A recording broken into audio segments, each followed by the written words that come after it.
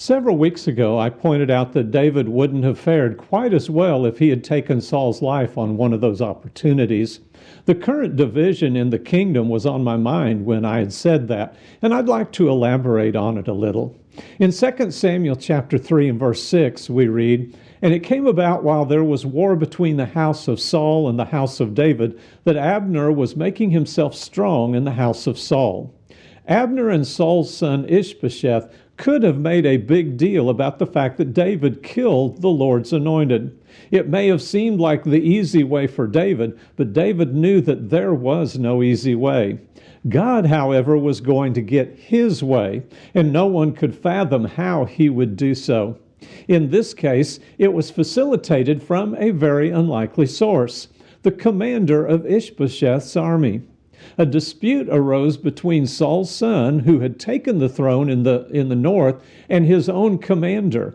We read this in 2 Samuel 3, verses 8 through 10.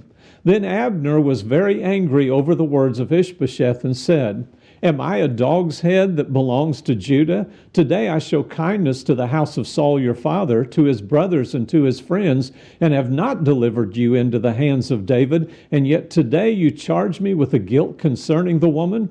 May God do so to Abner and more also, if as the Lord has sworn to David, I do not accomplish this for him, to transfer the kingdom from the house of Saul to establish the throne of David over Israel and over Judah, from Dan even to Beersheba.'" Anytime anyone fights against the will of God, it is not going to end well for them. Never exalt yourself. Humble yourself before God and let him exalt you. That is a timeless principle. Ishbosheth was beheaded, but not by David. Abner was violently stabbed in the belly, but not by David. But David did become king over all of Israel. Humility is priceless.